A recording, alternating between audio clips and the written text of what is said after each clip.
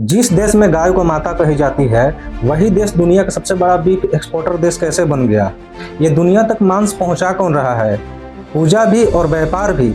Hello दोस्तों, आजकल बहुत लोग बात कर रहे हैं कि इंडिया दुनिया का सबसे बड़ा देश बन गया बीफ एक्सपोर्ट करने में। तो ऐसा नहीं है, ये बिल्कुल झूठ है, क्योंकि इंडिया दुनिया का सबसे बड़ा देश नहीं है बीफ एक्सपोर्ट करने में।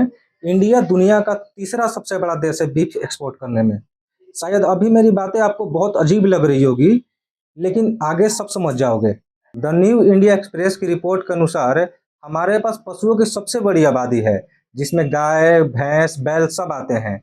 इंडिया हर साल 4.57 million metric ton beef export करता है, जिसमें हर साल 4 करोड़ से ज्यादा गायों की हत्या की जाती है। और इंडिया में हर साल domestic beef consumption 3 million metric ton है, जो इंडियन लोगों की भूख मिटाने के लिए लगभग हर साल 3 करोड़ से ज्यादा गायों को मार दिया जाता है। लेकिन यहाँ पर एक प्रॉब्लम है जो सब नहीं बताते। इंडिया बीफ एक्सपोर्ट तो करता है, लेकिन वो बीफ नहीं, कारा बीफ होता है, जो भैंस, कुछ गाय और कुछ बैल का होता है। ये सुनकर शायद आपको अच्छा लगा होगा कि इंडिया भैंस एक्सपोर्ट करता है, गाय नहीं। लेकिन ये सुनकर मुझे अच्छा नहीं लगा। अगर आपको भी अच्छा नहीं लगा तो शायद आप वेजिटेरियन होंगे या तो हिंदू, क्योंकि हमारे शास्त्रों में मांस खाने को हर जगह गलत बताया गया है।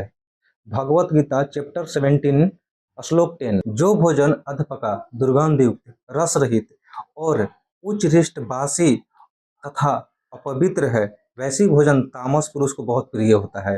यहाँ पर बात हो रही है तामसिक भोजन की, और राक्षसों को तामसिक भोजन बहुत प्रिय होता है। और मांस भी एक तामसिक भोजन है। इसमें पशुओं के प्रति हिंसा होती है, जो करुणा के सिद्धांत को विरोध करती है। इसमें उस भय और पीड़ा के अनुभव की ऊर्जा होती है जो पशु मरते समय अनुभव करता है। लेकिन इंडिया जो हर साल 4 million metric ton beef export करता है, उन कंपनियों को गाय, भैंस, बैल कौन प्रोवाइड कराता है? क्या वो कंपनियां खुद गाय, भैंस, बैल पालती है, या किसी और रिलीजन के लोग उसको प्रोवाइड कराते हैं? तो इसका जवाब है नहीं, उसको हम लोग प्रोवाइड कराते हैं। जो लोग गाय, भैंस पालते हैं और जब उनको बच्चा होता है, अगर फीमेल हुआ तो बहुत अच्छी बात, दूध देने वाली मशीन आ गई।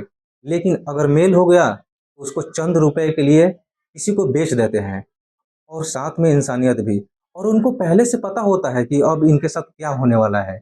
लेकिन कहते हैं ना, इंसानियत मर जाता है पैसों के सामने। हिंदू को तो कोई भी जानवर का मांस नहीं खाना चाहिए, लेकिन अगर फिर भी खाते हो तो मेरे शब्दों से क्या फर्क पड़ने वाला है? अगर भगवान के शब्दों से आपको फर्क नहीं पड़ा तो। धर्म को साइड में रखते हैं और इंसानियत पर आते हैं।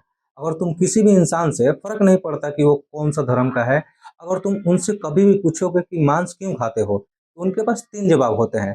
पहला कि सब लोग मांस खाते हैं तो क्या सब लोग गलत हैं? तो हाँ, सब लोग गलत हैं। जब लोग बिना सोच समझकर बस भीड़ को देखकर फैसला लेते हैं, गलत सही नहीं देखते, बस मेजोरिटी को फॉलो करते हैं, वो होते हैं मॉब मेंटालिटी के शिकार। और मेजोरिटी तो शायद तुम्हारे दिल को दिलासा देने के लिए अच्छी बात है, लेकिन मेजोरिटी बस गलत को सही में कभी चेंज नहीं कर सकती। चलो मैं तुमसे एक सवाल पूछता हूँ। कुछ दिन पहले बांग्लादेश में एक हिंदू को जिंदा जलाकर मार दिया जाता है, और पाकिस्तान में ऐसा कितना सारा केस होता है जिसमें किसी पर ब्लास्फेमी का केस लगाकर उसको मार दिया जाता है। लेकिन वहाँ के लोगों से जब तुम पूछोगे क्या ये सही है, तो ज़्यादातर लोगों का जवाब यही होगा कि हाँ, ये सही है। अब मैं तुमसे पूछता हूँ कि क्या ये सही है या गलत? अगर तुम्हारा जवाब आता है कि हाँ, ये सही है, तो तुम इंसानियत के लिए वो कलंक हो जो हजारों साल बाद किसी इंसान को हैवान और राक्षस के रूप में दर्शाया जाएगा, तो उसमें तुम्हारा नाम जरूर आएगा। लेकिन अगर तुम्हारा जवाब होता है कि नहीं, ये गलत है, तो बताओ कि इनमें और तुम में क्या फर्क है जो मांस खाते हैं? क्योंकि दोनों जीव हत्या है। क्या फर्क पड़ता हो कि इंसान हो या जानवर, है तो जीव ही ना। जैसे हमारे अंदर इमोशन है, वैसे जानवरों के अंदर भी इमोशन है।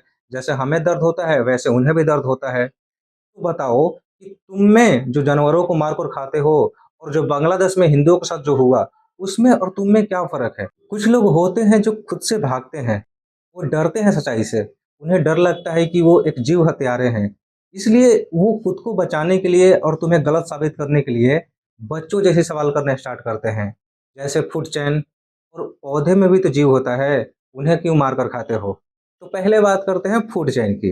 फूड चेन लाखों सालों से चलती आ रही है और इंसान आने से पहले से भी ये चक्र चलती आ रही है और इंसान के बिना भी ये चक्र चलती रहेगी। हो सकता है कि जानवरों की संख्या बदलेगी क्योंकि बहुत सारे जानवर बस इसलिए पैदा किए जाते हैं ताकि इंसान उसे खा सके। गाय, मुर्गी, बकरी, अगर इंसान मांस खाना बंद कर दे तो इनकी ब्रीडिंग कम हो जाएगी। खेत और पर्यावरण बदल सकता है, पानी और जमीन की बचत हो सकती है और शायद प्रदूषण भी कम हो सकता है।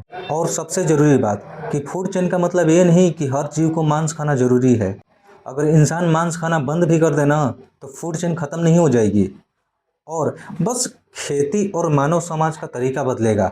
लेकिन मांस अगर तुम खाते हो तो वो तुम्हारी मजबूरी नहीं, तुम्हारा चॉइस है। और रही बात पेड़ पौधे में भी जीव होता है तो हाँ, बेशक उनके अंदर जीव होता है, लेकिन उनके अंदर नर्वस सिस्टम नहीं होता।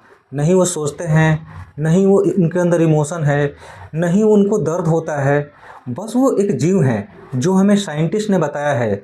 नहीं तो पहले हमें ये भी पता नहीं था कि उनके अंदर जीव भी होता है। एक जानवर और एक पौधे में बहुत फ़र्क होता है।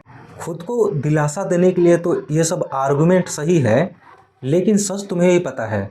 और मैं तुमसे लास्ट बार बोल रहा हूँ कि मांस खाना तुम्हारी मजबूरी नहीं, तुम्हारी चॉइस है। माफ़ करना दोस्तों, क्योंकि बैकग्राउंड से बहुत नॉइस आ रही है और मैं भी बहुत फ्रस्ट्रेट हो चुका हूँ वीडियो बनाते हुए। तो चलो मिलते हैं आपसे अगले वीडियो में, तब तक के लिए बाय।